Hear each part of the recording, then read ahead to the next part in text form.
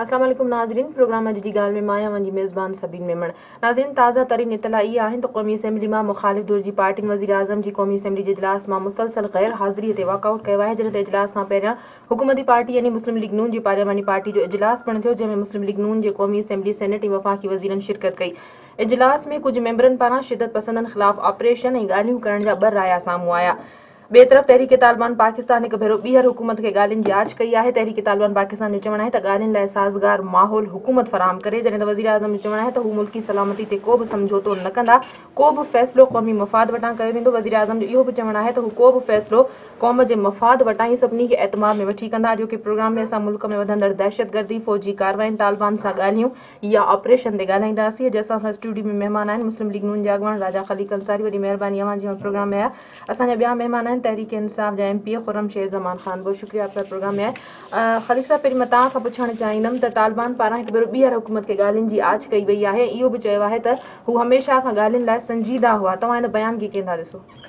पहिरीं ॻाल्हि इहा आहे त तालिबान जेका पेशकश कई आहे मुज़ाकरात जी, असां हिनखे तमामु संजीदगी सां वरितो आहे ऐं अॼु असांजी पार्टी जो इजलास थियणो आहे, बल्कि हिन वक़्तु शायदि उहो इजलास हलंदड़ हूंदो ऐं असां हुन में जाइज़ो वठंदासीं त तालिबान पंहिंजे जेकॾहिं रवैये में या सोच में का तब्दीली आंदी आहे ऐं उन्हनि खे ख़्यालु आयो आहे मुज़ाकरात खे ॿीहर शुरू करण जो, त असां ज़रूरु मुज़ाकरात शुरू कंदासीं।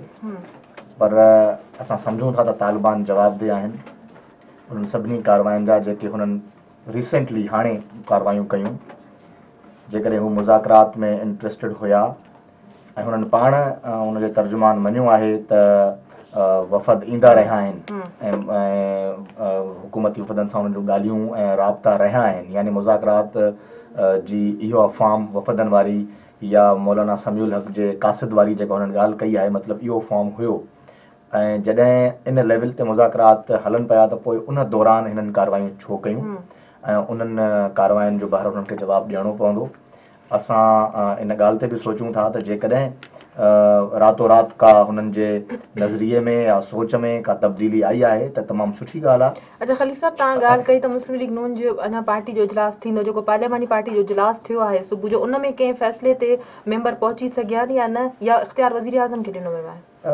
मां तव्हांखे अर्ज़ु कयां त मेंबरनि त पंहिंजी पंहिंजी राय ॾिनी आहे ऐं हुकूमत ॾिसंदी त हाणे असां कंहिं तरीक़े सां अॻिते वधूं। पर हिकिड़ी शइ ज़रूरु आहे त असां मुज़ाकरात कंदासीं उन सूरत में जॾहिं तालिबान पाकिस्तान जे आइन खे मञींदा ऐं पाकिस्तान जे आइन जे मुताबिक़ ज़िंदगी गुज़ारण जो पको पह कंदा। जेकॾहिं तव्हां पाकिस्तान जे आइन खे नथा मञो ऐं ड्यूरिंग द नेगोसिएशन तालिबान सां मुज़ाकरात जे अमल दौरान बि जेकॾहिं तव्हां पंहिंजूं कार्रवायूं जारी रखंदव त पोइ मुज़ाकरात न थी सघंदा। ॾिसो, पूरी दुनिया जे अंदरि जॾहिं बि को माण्हू हथियार खणंदो आहे त मुहज़िब मुआशिरनि में उन बंदूक जो जवाबु बंदूक सां न ॾिनो वेंदो आहे।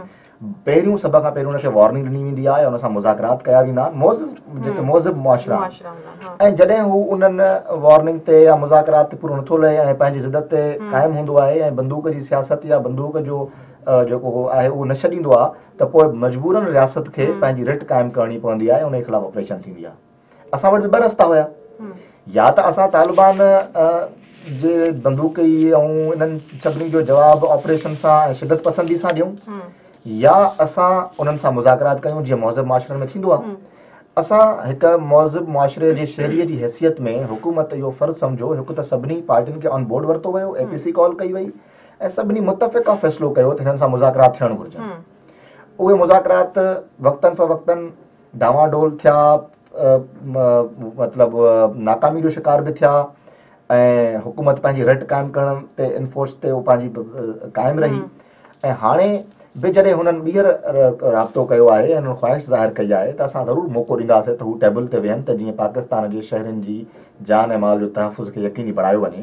पर जेकॾहिं हुननि पंहिंजे रवैयनि में तब्दीली न आंदी ऐं मुज़ाकरात जी बि ॻाल्हि कंदा रहिया ऐं कार्रवायूं बि जारी रखंदा रहिया, या हू मुज़ाकरात जी ॻाल्हि बि कंदा रहनि ऐं पाकिस्तान जे आइन ऐं कानून खे बि न मञनि, त पोइ असांखे मज़बूत ऑपरेशन करणी पवंदी, हुन खां ॿियो असांजो रस्तो न रहे। खुर्रम साहब, आप क्या कहेंगे? तहरीक तालिबान पाकिस्तान के तर्जुमान की जानिब से एक मरतबा फिर हुकूमत को मुज़ाकरात की पेशकश की गई है और कहा गया है कि साजगार माहौल हुकूमत फराहम करे। किसकी जिम्मेदारी, किस طرف اشارہ کر رہے ہیں اور آپ کیا سمجھتے ہیں کہ کیا واقعی وہ سنجیدہ ہیں اب مذاکرات کے حوالے سے؟ دیکھیں بات یہ ہے کہ سنجیدگی کس کی طرف دیکھی جائے. میری نظر میں تو یہ جو حکومت اس وقت یہ بالکل ہی نااہل حکومت ہے. آج 8 مہینے ہو چکے ہیں اور اب یہ باتیں کر رہے ہیں کہ ہاں انہوں نے کچھ بات کی ہے تو ہم کریں گے. دیکھیں آپ جب آئے تھے اقتدار کے اندر تو آنے سے پہلے آپ نے بہت نعرے مارے تھے کہ ہم سب سے پہلے ملک کے اندر جو ہے ایک نظام ایسا قائم کریں گے جس میں ملک میں حکومت کی ریٹ ہوگی. دوسری بات آپ کہتے تھے کہ ہم ملک کے اندر امن قائم کریں گے. آپ مجھے بتائیں کہ آج آپ کی کیا سٹینڈنگ ہے؟ آپ کو اگر مینڈیٹ ملا ہے تو کیا مینڈیٹ اس لیے ملا تھا کہ آپ ملک کے اندر آ کے یہ ایک سیاسی کھیل شروع کر دیں کہ کبھی آپ کہیں گے پاکستان تحریک انصاف جو ہے مذاکرات خراب کر رہی ہے, کبھی آپ پیپلز پارٹی کی پرانی جو ہے کارکردگی کے اوپر آپ کریں. دیکھیں آپ وزیر اعظم ہیں, آپ یہ میٹنگز کال کرنا بند کریں, یہ اے پی سیز کال کرنا بند کریں. آپ کو اگر مینڈیٹ ملا ہے تو آپ بہتر سمجھتے ہیں کہ آپ نے کیا فیصلہ کرنا ہے. میری نظر کے اندر لیکن آپ بھی تو کہتے ہیں کہ اے پی سی بلائی جائے, اعتماد میں لیا جائے اور ووٹ دیا جائے. آپ نے کتنی اے پی سیز کال کر لی ہیں؟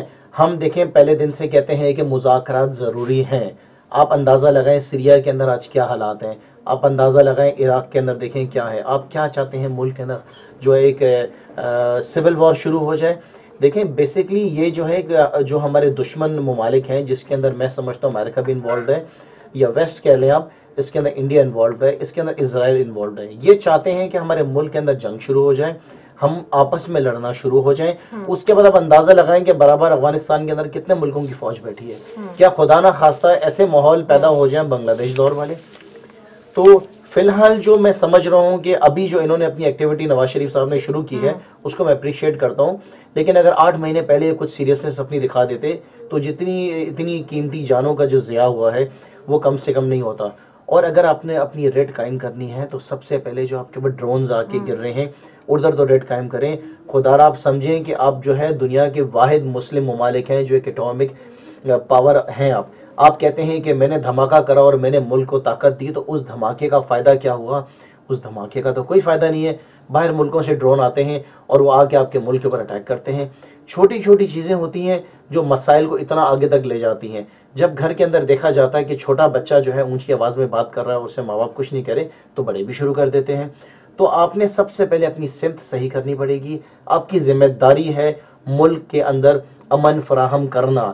آپ کی ذمہ داری ہے کہ لوگوں کو سستی روٹی دینا. آپ کی ذمہ داری ہے ملک کو بہتر طریقے سے چلانا. آپ کو لوگوں نے مینڈیٹ دیا ہے, آپ اس کو پروف کر کے دکھائیں. اگر آپ کیپیبل نہیں ہیں جو کہ ہم سمجھتے ہیں تو آپ مستعفی ہو جائیں. جو بہتر لوگ ہیں وہ آئیں اور وہ ملک کو, آپ کتنا اندازہ لگائیں کراچی کے اندر سن 2013 کے اندر کچھ 3000 لوگ مر گئے ہیں. 5 سال آپ پچھلے جو ہیں پاکستان پیپلز پارٹی مفاہمت اور مفادات کی پالیسی چلاتی رہی, ٹھیک ہے. اب 5 سال گزر گئے ہیں تو اب یہ انہوں نے جو ہے یہ آپریشن شروع کیا ہے. ٹھیک ہے, اچھا فیصلہ ہے, دیر آئی درست آئی, لیکن کہیں ہر معاملات میں اتنی دیر نہ ہو جائیں کہ لوگ بیٹھ کے پچھتائیں. خلیق صاحب تاں چھا چوندو ان تے تاں سمجھو تھا تے طالبان آئین موجب زندگی گزارن چاہین تھا یا وہ ہتھیار پھٹا کرے چھڈیندا پو گالین جی میز تے ایندا, چھو ته ہکڑے پاسے تو پنجو دہشت گرد کاروائیوں بھی کن تھا, بے پاسے مذاکرات جو گالیوں بھی کن تھا. मां अर्ज़ु कयां त इहो त मां अॻु में ई चयुमि त इहो न हलंदो. मुज़ाकरात जी ॻाल्हि ऐं दहशतगर्द कारवायूं ॿई गॾु नथियूं हली सघनि. ॿियो इहो आहे त भाई जाम जेके ॻाल्हियूं कयूं आहिनि बिल्कुलु सही आहिनि. असांजो रिस्पॉन्सिबिलिटी आहे बीइंग अ गवर्नमेंट त असां मुल्क में महांगाई खे घटि कयूं, असां मुल्क में अमन अमान क़ाइमु कयूं, असां मुल्क में माण्हुनि जूं ज़िंदगियुनि में बहितरीन ऐं मुस्बत इनकलाब आणण जे लाइ ॾींहुं राति महिनत कयूं. ऐं आउं सम्झां थो त PMLN जी गवर्नमेंट पंहिंजी सिमत दुरुस्त वरिती आहे, रस्तो दुरुस्त वरितो आहे. काफ़ी सारा प्रोजेक्ट्स आहिनि उहे उन्हनि स्टार्ट कया आहिनि. लाज़मी ॻाल्हि आहे असांखे हीअ दहशतगर्दी पुराणी जेके इन खां अॻु में गवर्नमेंट हुई उन दहशतगर्दीअ जो इहो वॾो भूत छॾे वई हुई ऐं उनखे हल करण जे लाइ के बि उपाउ न वरिता विया हुया. ऐं इहा ॻाल्हि बि हिकिड़ी सियासत जे तालिब इल्म जी हैसियत में हर ज़ी शऊर माण्हू इन ॻाल्हि खे मञींदो त इन क़िस्म जा जॾहिं डिज़ास्टर्स जेके मुल्कनि में अची वेंदा आहिनि या इन क़िस्म जा वॾा वॾा बहरान जेके हूंदा आहिनि उहे रातो राति ख़तमु न थींदा आहिनि. उन जे लाइ हिकमत अमली जी ज़रूरत हूंदी आहे ऐं हुकूमत पहिरें ॾींहं खां वठी उहा हिकमत अमली जोड़ी ऐं उन हिकमत अमलीअ ते हू कारबंद आहिनि, हलनि पिया, लाज़मी रिज़ल्ट अचणु शुरू थींदा। मां कराची जे ऑपरेशन जो मिसाल ॾियां, कराची में वेरी फर्स्ट डे मियां नवाज़ शरीफ़ साहब जन आया, उन्हनि सभिनी खे ऑन बोर्ड वरितो, कराची जी ऑपरेशन शुरू थी, कराची जी ऑपरेशन रिज़ल्ट ॾियणु शुरू कया, वरी उहे रिज़ल्ट्स तब्दील थिया आहिनि, वरी सियासी क़िस्म जूं उन में भर्तियूं ऐं ट्रांसफ़र पोस्टिंग्स ही हू शुरू थी विया, जिन नतीजे में न सिर्फ़ु सिंध पुलिस जा वॾा वॾा बहादुर ऑफिसर शहीद थिया, बल्कि ॾींहं रोज़ कराची जा हालात ख़राब आहिनि। पहिरीं तारीख़ खां वठी 23 तारीख़ जनवरी जी 23 तारीख़ ताईं हिकिड़ो ॾींहुं अहिड़ो ख़ाली न हो जॾहिं कराची में धमाका न थिया हुजनि या मुल्क में धमाका न थिया हुजनि।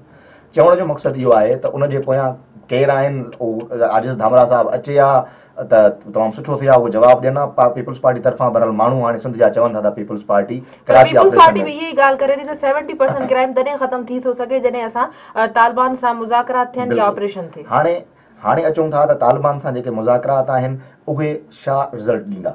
मां सम्झां थो त तालिबान सां मुज़ाकरात में सॼो जेको दारोमदार आहे हिन वक़्तु जेको बाल आहे उहो तालिबान जे कोर्ट में आहे। हाणे हुननि जे मथां डिपेंड करे थो त आया हू पाकिस्तान जे मौजूदा आइनी ढांचे खे सम्झंदे उन जे अंदरि ज़िंदगी गुज़ारण जो हुननि इरादो कयो आहे या न कयो आहे। जेकॾहिं हू पंहिंजी जेका बग़ावत या पंहिंजो नज़रियो, पंहिंजो उसूल, पंहिंजा सो कॉल्ड इस्लामालाइज़ेशन जेका आहे उहा उन सां गॾु हू रखी करे ऐं हू चाहिनि था त असां उन ते बि क़ाइमु रहूं ऐं पोइ मुज़ाकरात बि कयूं, त इहो थी कोन थो सघे। तालिबान तर्जुमान जो इहो बि चवणु आहे त मौलाना समीउल हक़ समेत जेको बि क़ासिद हुननि वटि अमन जो पैगाम खणी आयो त हुननि उन्हनि खे मुस्बत मोट ॾिनी आहे। जॾहिं हुकूमत पारां मौलाना समीउल हक़ जे हवाले सां इहा तरदीद कई वई त असां हुनखे को टास्क न ॾिनो। कुझु ॾींहं अॻु में वफ़ाक़ी घरू वज़ीर जो इहो बयानु पिणु आयो त जंहिंखे ॻाल्हियुनि लाइ अचिणो आहे साम्हूं अचनि ऐं असां वटि तालिबान सां ॻाल्हियुनि लाइ का कुंजी कोन्हे। छा हुकूमत जी मुज़ाकराती टीम का ठही कोन, हीअ ठही त उनखे को माहौल न पियो ॾिनो वञे या हुकूमत ई पंहिंजी ज़िमेदारी पूरी न पई करणु चाहे। मुज़ाकराती टीम न ठहियल हुजे हा त पोइ हू कासिद छो वञे हा, उनखे उहे तालिबान छो उन सां ॻाल्हाइनि, ईअं न आहे। हा, इहो असां ज़रूरु चयोसीं त हुननि खे फ़ैसिला साज़ी जो टास्क न आहे। मिसाल तौरु जेकॾहिं मौलाना समीउल हक़ या उनजे ग्रुप जा माण्हू उन्हनि सां ॻाल्हाइनि था ऐं हू असां ते उनजो पैगाम पहुचाए अचनि था, पर असां इहो ज़रूरु चयोसीं त मौलाना समीउल हक़ खे या कंहिं बि हिकिड़े फ़र्द खे इन सभिनी टॉक्स जे नतीजे में को फ़ैसिलो करण या हुकूमत जे पारां फ़ैसिलो करण जो उहो इख़्तियार न आहे, उहो फ़ैसिलो हुकूमत कंदी। तव्हां पंहिंजूं ॻाल्हियूं ॿुधाईंदव।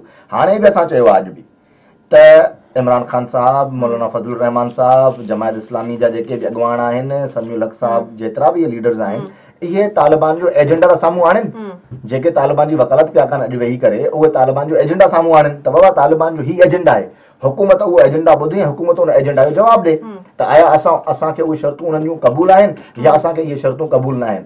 हुकूमत छा कंदी? हुकूमत उन्हनि जे एजेंडा खे खणी करे, मियां नवाज़ शरीफ़ साहब जो इरादो आहे त न सिर्फ़ु क़ौमी असेंबली बल्कि पाकिस्तान जे गली कूचनि में वॾा वॾा जलसा करे अवाम खां राय तलब कजे त बाबा तालिबान ही पाकिस्तान चाहिनि था या उन्हनि ही मुज़ाकरात कया आहिनि, अवाम छा थो चाहे। जेकॾहिं सुभाणे असां जंग जी प्लानिंग कयूं था या ऑपरेशन जी प्लानिंग कयूं था या ऑपरेशन में वञूं था त लाज़मी ॻाल्हि आहे उन जा रिज़ल्ट्स जेके आहिनि उहे हुकूमत खे बि भोगणा पवंदा ऐं अवाम खे बि भोगणा पवंदा। इन करे अवाम जी मर्ज़ी ऐं मंशा खे असां बिल्कुलु साम्हूं रखंदासीं।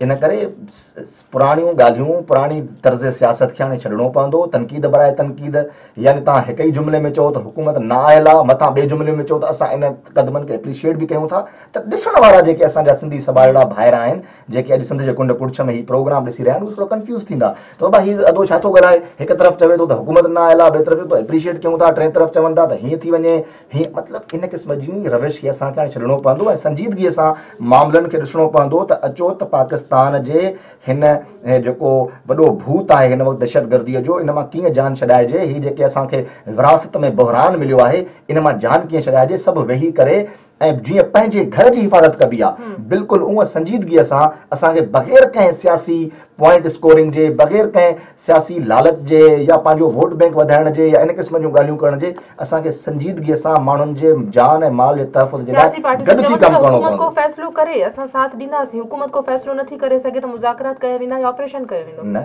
हुकूमत फ़ैसिलो ॾिसो क्लियर आहे। असां सभ खां पहिरीं मुज़ाकरात जी दरी बंदि न कंदासीं, पहिरीं उहा दरी खुलियल हूंदी।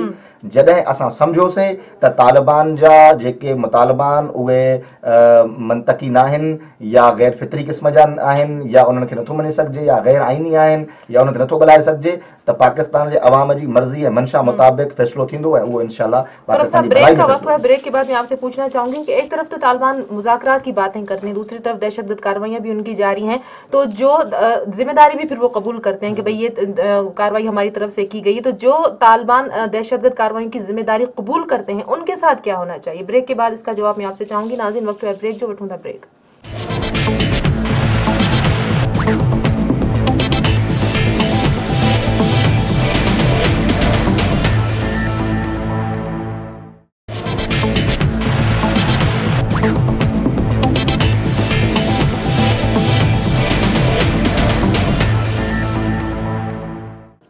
वेलकम बैक नाज़रीन। जी खुरम साहब, ब्रेक पे जाने से पहले मैं आपसे पूछना चाह रही थी कि जो तालिबान दहशतगर्द कार्रवाइयाँ करते हैं, फिर मुज़ाकरात की पेशकश भी करते हैं, लेकिन जिम्मेदारी भी कबूल करते हैं कि ये कार्रवाई हमारी तरफ से की गई है, हमारे ग्रुप की तरफ से की गई है, तो जो जिम्मेदारियाँ कबूल करते हैं, क्या उन तालिबान से भी बातचीत हो सकती है? देखिए, मैं पहले भाई की बात मुकम्मल करूँगा क्योंकि मैं सिंधी समझता हूँ, काफ़ी हद तक बोल नहीं पाता हूँ लेकिन बहुत अच्छी तरह समझ लेता हूँ। तो भाई ने फरमाया कि किसी जगह पे मैं तनकीद करता हूँ और किसी जगह पे मैं अप्रिसिएशन कर रहा हूँ। तो देखिए, मेरा ताल्लुक जो है एक अपोजिशन पार्टी से है, अगर मैं जैसे प्रोविंशियल में जाके बैठ के बता रहा हूँ। तो देखिए, ये हमारी जिम्मेदारी है और ये हमारा हक बनता है कि जो काम आप अच्छा करेंगे हम आपको अप्रिशिएट करेंगे। जैसे कि कराची के अंदर ऑपरेशन के लिए मुस्लिम लीग नून ने एक फर्दर ऑन स्टेप लिया और प्रेशराइज किया प्रोविंशियल गवर्नमेंट को। अगर आप गलत काम करेंगे, अगर आप मुल्क के अंदर महंगाई का हाल बढ़ाते रखेंगे, मुल्क के अंदर बिजली फराम नहीं कर सकेंगे, आप लोगों को गैस फराम नहीं कर सकेंगे, आप मुल्क के अंदर अमन कायम नहीं कर सकेंगे, आप मुल्क की इकॉनमी को बेहतर नहीं कर सकेंगे, जो लोगों से आपने वादे करे हैं वो अगर नारों की हद तक थे और वो वोट लेने की हद तक थे, वो आप पूरे नहीं करेंगे, तो आज क्या हम 5 साल तक आपके ऊपर तनकीद करते रहेंगे और ये ख्वाहिश रखेंगे कि हमारी तनकीद को आप बुरा ना मनाएं, बल्कि लोगों से जो आपने वादे किए हैं उनको आप पूरा करें और हमारी इन कोशिशों से, इन तनकीदों से ही आप अपने अंदर बेहतरी लेकर आएंगे। रही बात, आपने कहा कि ये जो दहशतगर्द जो कार्रवाइयों की जो जिम्मेदारी लेंगे, देखें, पहली बात यह है कि अगर कोई दहशतगर्द किसी कार्रवाई की जिम्मेदारी लेता है तो वो पाकिस्तानी ही नहीं है जो उनका साथ दे, वो मुसलमान ही नहीं है। हमारे मज़हब में भी लिखा है कि हमारे मज़हब में इसकी इजाज़त नहीं है, तो इसका तो सवाल ही नहीं पैदा होता है कि हम उनका किसी भी चीज़ में साथ दें। दूसरी बात देखें, जैसे कि मैंने आपसे पहले फरमाया कि हमारी नज़र के अंदर ये सिर्फ पाकिस्तान का अंदरूनी मामला नहीं है, इसमें बाहर कोई बैरूनी क़ुव्वतें हैं जो मुलविस हैं।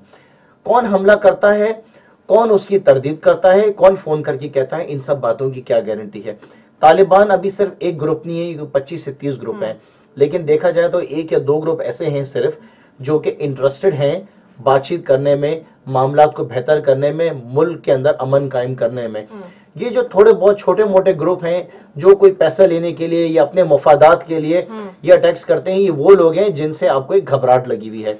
तो हमने हमेशा जो अपना फोकस रखना है ऑन द हायर साइड, कि हमने बड़ी चीज देखनी है ना। जब बड़े ग्रुप्स आपके साथ आ जाएंगे, टेबल टॉक्स पे आ जाएंगे, तो छोटे तो वैसे ही खत्म हो जाएंगे, ये खुद ही मिलकर उनको खत्म कर देंगे। तो हमने इस वक्त जरूरत है, बात इन्होंने बिल्कुल सही कही भाई ने, कि इस वक्त नहीं है कि हम अपनी सियासत चमकाएं। वक्त की जरूरत ये है कि तमाम पाकिस्तान की पार्टीज मिलकर इस मसले को हल करें। किसी को जरूरत नहीं है इसमें सियासत करने की। और रही बात के नवाज शरीफ साहब ने से काउंटर बयानबाजी तो जारी नहीं, देखिए, ये जब तक टॉक शोज इसकी, या तो मेरे ख्याल से सुप्रीम कोर्ट जो है इस टॉपिक के ऊपर टॉक शोज बंद करा दें, तो मैं समझता हूं कि तमाम मुश्किलात आपकी हल हो जाएंगी।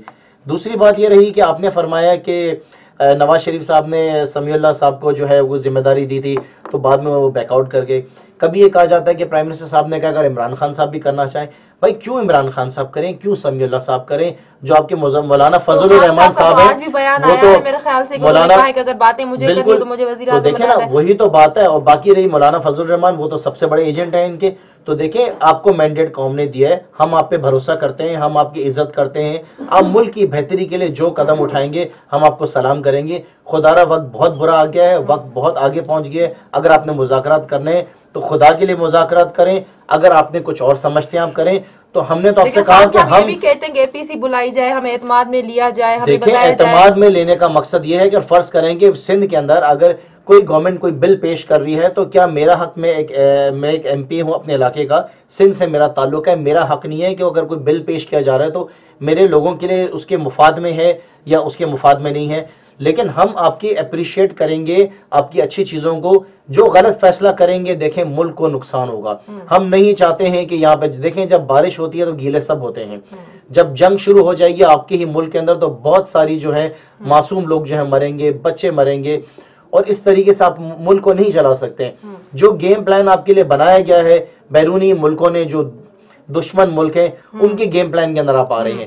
آپ قدم بڑھائیں, مناسب فیصلہ کریں, مذاکرات کرنے ہیں تو کر ڈالیں. 8 مہینے ہو گئے, 16 مہینے بعد نہیں کہیے گا. یہ آپ کی ذمہ داری ملک کو سنبھالنا پاکستان تحریک انصاف کی نہیں ہے. پاکستان تحریک انصاف صوبے کو دیکھے گا, پیپلز پارٹی اپنے صوبے کو دیکھے گی. اگر آپ نے یہی کرنا ہے تو آپ تو پچھلے 5 سال بیٹھ کے پاکستان پیپلز پارٹی کی حکومت کی تنقید کرتے رہے, تو آج آپ کہاں کھڑے ہیں؟ آپ کدھر سٹینڈ کرتے ہیں؟ سندھ کے لوگ آپ سے سوال کرتے ہیں, پنجاب کے لوگ آپ سے سوال کرتے ہیں, آپ کیا کر رہے ہیں میاں نواز شریف صاحب؟ خلیق صاحب हाणे बाल जेको आहे सो वफ़ाक़ी हुकूमत जे कोर्ट में आहे. सभु पार्टियूं इन ॻाल्हि ते मुतफ़िक़ आहिनि त तव्हां वफ़ाक़ी हुकूमत जेको बि फ़ैसिलो करे सभु पार्टियूं हुन जो साथ ॾींदियूं, पर एतमाद में वरितो वञे. पर अॼु बि तव्हां को फ़ैसिलो न करे सघिया त तालिबान सां ॻाल्हियूं कयूं वेंदियूं या ऑपरेशन कयो वेंदो. ॻाल्हियूं एतिरियूं सवलियूं न आहिनि, एतिरियूं आसान न आहिनि जंहिं तरीक़े सां पेश कयूं पियूं वञनि. मामलात तमामु पेचीदा आहिनि ऐं तमामु वॾो बहरान आहे जेको मां अॻु में अर्ज़ु कयुमि त पुराणी हुकूमतुनि इनखे इन पेट्रोल में इन बाहि में पेट्रोल विझी करे हलिया विया, अञा इनखे नंढी बाहि खे वॾो मच करे विया आहिनि. पर मां अर्ज़ु कयां त छा हिन वक़्तु 2-3 बुनियादी सवाल हिते इन ॻाल्हि में उथनि. छा हिन वक़्तु हुकूमत ख़ामोश वेठी आहे? छा हुकूमत कंहिं क़िस्म जो मुज़ाकरात जे लाइ पेशरफ़्त नाहे कई? छा हुकूमत इन ते बिल्कुलु टाल मटोल खां कमु पई वठे? हरगिज़ न. हुकूमत इन जे मुताबिक़ पंहिंजी पॉलिसी बि ॾेई छॾी आहे, इजलास बि थियो आहे, इन ते मथां पॉलिसी अची बि वेंदी. इन खां अॻु में बि पॉलिसी आई, मुज़ाकरात जो अमल शुरू थियो, कासिद विया, कासिदनि ॻाल्हायो, अॻियां खां मुस्बत जवाबु न आयो. ईअं इन करे न आयो त हू जेके ॻाल्हियूं अॻियां खां मोकिलनि पिया उन ॻाल्हियुनि सां गॾोगॾु ॿिए तरफ़ कार्रवाई बि हले पई त हुकूमत इहो सोचण ते मजबूर हुई त हीअ कहिड़े क़िस्म जा मुज़ाकरात आहिनि. हिकु तरफ़ त असां तव्हां सां मुज़ाकरात जे अमल खे अॻिते वधाइण जी कोशिशि पिया कयूं, ॿिए तरफ़ तव्हां पंहिंजूं जेके तक़रीबी कार्रवायूं आहिनि उहे ख़तम ई कोन था कयो. हिकिड़े दफ़ो मुज़ाकरात जूं ॻाल्हियूं था कनि, ॿिए पासे कार्रवायूं था कनि, त तव्हां कोई स्टैंड छो न वरितो? अञा बि तव्हां इंतज़ारु था कयो त अञा वरी उन्हनि खे ॻाल्हियुनि जी मेज़ ते मां अर्ज़ु कयां ऑपरेशन त जेका तालिबान जे ख़िलाफ़ या पूरे मुल्क जे अंदरि जेके असांजी लॉ एनफोर्समेंट एजेंसीज़ आहिनि उहे त पंहिंजो कमु कनि पियूं. लाज़मी ॻाल्हि आहे जॾहिं हुननि कार्रवायूं शुरू कयूं त असांजे ऑफिसर्स बि उन्हनि जे ख़िलाफ़ कार्रवायूं कयूं ऐं इहे कार्रवायूं ॿिन्ही तरफ़नि खां हुयूं. शुरू में हुननि मुतालबो कयो त हू जेको मुल्ला बदर आहे उनखे तव्हां आज़ादु कयो, उनखे आज़ादु कयो वियो. हुननि जेके हुननि जूं उहे मुतालबा जेके मञण जहिड़ा हुया उहे असां मञियासीं. बाक़ी हाणे कोई असांखे इहो ई चवे त असां पाकिस्तान जे आईनी निज़ाम मञूं, हिते इस्लामी निज़ाम हूंदो, हिते शरीयत जो कानून नाफ़िज़ कंदासीं, हिते हीअं कंदासीं, हाणे इहे शयूं त मञण जूं न आहिनि कोन. त पोइ लाज़मी ॻाल्हि आहे असांखे वॾो ऑपरेशन करिणो पवंदो. पर असां कंहिं बि मामले में जल्दबाज़ी नथा करणु चाहियूं. केतिरो इंतज़ारु करणु था चाहियो तव्हां? केतिरियूं जानियूं अञा ज़ाया थींदियूं? इंतज़ारु कोन्हे, हिन में इंतज़ार जी ॻाल्हि न आहे. हिन में इहा ॻाल्हि आहे त अहिड़ी पॉलिसी ऐं अहिड़े तरीक़े सां हलिजे त घटि में घटि नुक़सानु थिए. ईअं न थिए त हीअ जेके पेनिट्रेट करे विया आहिनि पाकिस्तान जे सभिनी सूबनि जे पैरामीटर्स जे अंदरि, असां चाहियूं था त हिन घटि खां घटि नुक़सानु कनि ऐं असांजूं एजेंसीज़ जेके आहिनि उहे वधीक वॾे ग्रिप सां हिननि में हथु विझनि. पर उन खां अॻु में असां इहो मौक़ो ज़रूरु ॾींदासीं त जेकॾहिं मुज़ाकरात सां को विची राह निकिरी अचे थी ऐं जेका असांखे उमेदु आहे त निकिरंदी त पोइ तमामु बहितरु थींदो त असां उन सां फ्रूटफुल रिज़ल्ट्स जेके आहिनि उहे हासिलु करे सघूं था. सियासी पार्टियुनि जा बयान था अचनि था, उन्हनि खे एतमाद में छो नथा? मां इहो ई अर्ज़ु कयां त को माण्हू संजीदा कोन्हे. जेकॾहिं मां चवां थो त हीउ मुंहिंजो घरु आहे, हीउ मुल्क न आहे, हीउ मुल्क मुंहिंजो घरु आहे, त पोइ मूंखे इहो न चवणु घुरिजे त पोइ सभु कुझु तव्हां कयो, असां ज़िमेदारी तव्हांखे ॾेई छॾी आहे, पोइ ज़िमेदारी बि खणणी पवंदी. ईअं न आहे त मीठा मीठा जेको आहे उहो हप हप ऐं कड़वा कड़वा थू थू ईअं न हलंदो. तव्हांखे जेकॾहिं मिठो गॾु खाओ था त पोइ कोड़ो बि गॾु खाइणो पवंदो. ॾिसो न, नुक़सान में ऐं फ़ाइदे में ॿई पोइ बराबरि जा भाईवार आहियूं. इन करे मामलनि खे संजीदगी सां ॾिसो ऐं इल्ज़ाम जी तराशी जूं जेसि ताईं ॻाल्हियूं आहिनि त पोइ त मामला तमामु परे निकिरी वेंदा. पोइ मां वेही, मूंखे मुनासिबु न आहे त मां वेही करे तहरीक इंसाफ़ जी जेका ख़ैबर पख्तूनख्वा हुकूमत में तनक़ीद कयां. मां मुनासिबु नथो सम्झां त हिननि हालतुनि में असां हिक ॿिए तनक़ीद कयूं. हिननि हालतुनि में असांखे पाकिस्तान जे लाइ, पाकिस्तान जे माण्हुनि जे लाइ सोचणो आहे ऐं ईअं हरगिज़ न आहे मां नथो सम्झां त इन में के ॿराए हूंदियूं त मियां नवाज़ शरीफ़ साहिब जे मुहिब वतनीअ जे मथां त कंहिंखे को शक न हुजणु घुरिजे, जीअं असांखे इमरान ख़ान साहिब जी मुहिब वतनीअ मथां को शक न आहे। इहे सभु अॻुवाण जेके बि आहिनि उहे पाकिस्तान जे सियासी जमातुनि जा जेतिरा बि अॻुवाण आहिनि असां उन्हनि खे मुहिब वतन अॻुवाण सम्झूं था, मुहिब वतन क़यादत आहे ऐं उहे पाकिस्तान जे भलाई में कमु कंदा। बाक़ी तनक़ीद इहा त बाबा डिले थी आहे, सही आहे, सुठी ॻाल्हि आहे। असां जेकॾहिं हीअ तनक़ीद न कंदा त असां कहिड़े तरीक़े सां पंहिंजो क़िबलो दुरुस्त कंदासीं। जेकॾहिं असांजी लाइन किथे न किथे का हेॾे होॾे थिए थी त अपोज़िशन जो इहो ज़रूरु सुठी ॻाल्हि आहे त अपोज़िशन इहो किरदारु अदा करे त असांखे असांजे राह जे तयन जे अंदरि असांजी मदद करे त बाबा हीअ तव्हां थोरो लाइन खां हटी विया आहियो, हिन लाइन ते अचो। इहो अपोज़िशन जो इहो ई किरदारु हुजणु घुरिजे, इहा तमामु सुठी ॻाल्हि आहे। पर असां ख़ामोश त न वेठा आहियूं, असांजूं एजेंसीज़ बि जाॻियल आहिनि, असांजे लॉ एनफोर्समेंट इदारा जेके आहिनि उहे सभु जाॻियल आहिनि। असां आख़िरी मौक़ो अञा उन्हनि खे ॾिनो आहे, जेका हुननि पेशकश कई हुननि पेशकश कई। असां ऑपरेशन में हुयासीं, हुननि पेशकश कई न बीहो असां मुज़ाकरात लाइ तयारु आहियूं, त तयारु आहियो त ठीकु आहे, वेहो वेही ॻाल्हायूं था, जे न त पोइ असांजी इहा ऑपरेशन अञा वधीक तेज़। ब्रेक जो वक़्तु आहे, ब्रेक खां पोइ कंटिन्यू कयूं था। नाज़रीन वक़्तु आहे ब्रेक जो, वठूं था ब्रेक।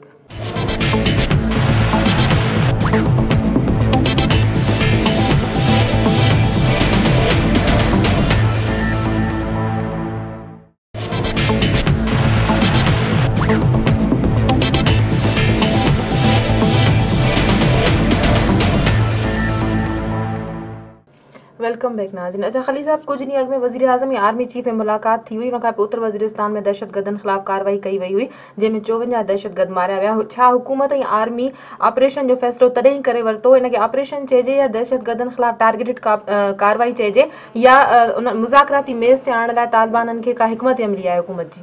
मां अर्ज़ु कयां त जीअं अॻु में मां चयुमि, ब्रेक खां अॻु में ई मां चवां पियो त हीउ ऑपरेशन त हलंदड़ हुयो, इन करे हलंदड़ हुयो त हू मुज़ाकरात सां गॾोगॾु कार्रवायूं बंदि न पिया कनि। जॾहिं तव्हां कार्रवायूं बंदि न कंदव त पोइ पाकिस्तान जा कानून नाफ़िज़ कंदड़ इदारा पाकिस्तान जे अवाम जी माल जान माल जो तहफ़ुज़ जे लाइ हू यकीनी बणाईंदा ऐं उनखे ऑपरेशन कंदा। टारगेटेड कार्रवायूं लाज़मी ॻाल्हि कंदासीं, असां दहशतगर्द त कोन आहियूं त बम ब्लास्ट कंदा त पोइ हुन में जेतिरा माण्हू मरी वञनि। ब्रेक दौरान तव्हां मियां नवाज़ शरीफ़ साहिब जी स्टेटमेंट जी ॻाल्हि पई कई, डिस्कशन पई थी, जंहिं ते दोस्त जज़्बाई थियो त असां जवाबु ॾींदा त इहा ॻाल्हि आहे ई कोन, पहिरीं ॻाल्हि इहा। अॼु जूं जेके बि मोतबर अख़बारूं आहिनि उन्हनि में कंहिं मां इन क़िस्म जी का न पढ़ी आहे। मुंहिंजी आदत आहे हूअं बि हर सुठे उन माण्हू जेको सियासत करे थो ऐं माण्हुनि जे मामलनि ते नज़र रखे थो, उनजो इहो बुनियादी फ़र्ज़ु आहे त हू पाकिस्तान जी मेच्योर सहाफ़त सां तालुक़ रखंदड़ अख़बारूं ऐं TV चैनल्स ॾिसे ऐं पढ़े।